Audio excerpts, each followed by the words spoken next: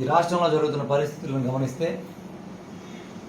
బ్రహ్మనాయుడు గారు ఎన్నో సంవత్సరాల నుంచి ఆయన వ్యాపార సంస్థల్లో వ్యాపార సామ్రాజ్యంలో మచ్చలేని నాయకుడిగా రాజకీయాల్లో కానీ వ్యాపారాల్లో కానీ ఆయన మేమందరం కూడా చిన్నపిల్లలప్పటి నుంచి చూస్తూ ఉన్నాం.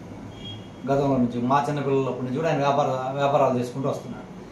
ఎక్కడ మచ్చలేని ఒక వ్యక్తి మీద పక్క రాష్ట్రంలో సంబంధం లేని కేసుల్లో వెలిగించి అరెస్టులు చేయడం అనేది నిజంగా ఇంతకంటే దిగజారుడుతనం తెలుగుదేశం పార్టీ నాయకులకు కానీ లేకపోతే తెలంగాణ ప్రభుత్వానికి కానీ ఇంకొకటి లేదని చెప్పి నేను ఈ సందర్భంగా తెలియజేస్తాను. ఎందుకంటే మేము ఎన్నో సంవత్సరాల నుంచి మేము వ్యాపారాల్లో ఉన్నాం. ఈ ల్యాండ్ విషయాలు తెలుసు. నేను సూటిగా అడుగుతాను ఈ ప్రభుత్వాన్ని, తెలంగాణ ప్రభుత్వాన్ని కానీ ఈ ప్రభుత్వాన్ని కానీ, ఇది కుట్రపూరితంగా చేసింది కాకపోతే ఎవరైనా అమ్మిన వాళ్ళు డాక్యుమెంట్లు క్రియేట్ చేసుకొని అమ్మితే వీళ్ళు జస్ట్ వాళ్ళు ఈయనకి సంబంధం లేదు. మళ్ళీ అది కూడా వీళ్ళ బంధువులో లేక వీళ్ళ అబ్బాయి వాళ్ళు అగ్రిమెంట్ చేసుకున్నారు కొందామని. ఒక ప్రాపర్టీ కొందామని అగ్రిమెంట్ చేసుకున్నప్పుడు ఎవరైనా లీగల్ ఒపీనియన్కి లాయర్ల దగ్గరకో డిపార్ట్మెంట్ దగ్గరకో పోయి వెరిఫై చేసుకుంటారు. అలాంటి వెరిఫై చేసుకునే పరిస్థితుల్లో వీళ్ళు తీసుకెళ్ళి డాక్యుమెంట్లు ఒరిజినలా ఫేకా లేకపోతే ఇది కరెక్టా కాదా అని వీళ్ళు కలెక్టర్ గారి దగ్గరికి వెళ్ళి వీళ్ళు అడిగితే వీళ్ళ మీద కేసులు పెట్టి వీళ్ళని అరెస్ట్ చేయడం ఏంటి?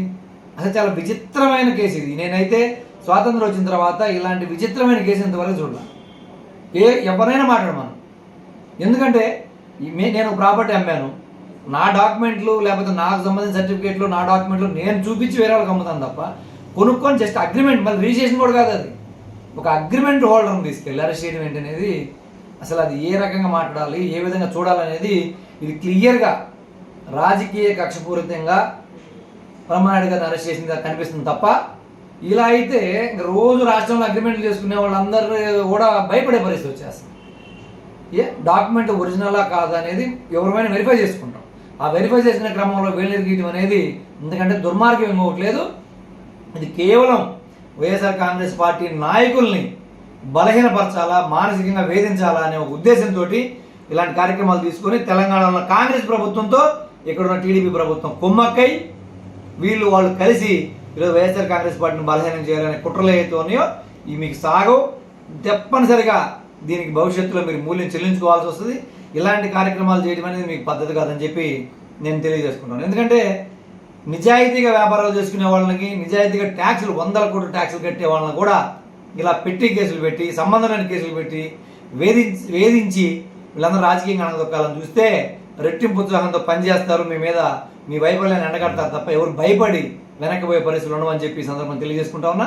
ఈ చర్యని మేము తీవ్రంగా ఖండిస్తూ ఉన్నాం. రాష్ట్రంలో ఉన్న నాయకులందరం కూడా బ్రహ్మనాయుడు గారికి సపోర్ట్గా ఉంటాం. మేమందరం ఆయనకు అండదండలుగా ఉండి భవిష్యత్తులో కూడా అందరం కలిసి అడుగులు ముందుకేసి ఈ ప్రభుత్వం, ఈ కూటమి ప్రభుత్వ పతనాన్ని మీ అన్ని కూడా వాళ్ళ అడుగులు కూటమి ప్రభుత్వ పతనానికి వీళ్ళు చేసే కార్యక్రమాలని కూడా ఒక మెట్టులాగా తయారవుతాయని చెప్పి నేను తెలియజేస్తాను.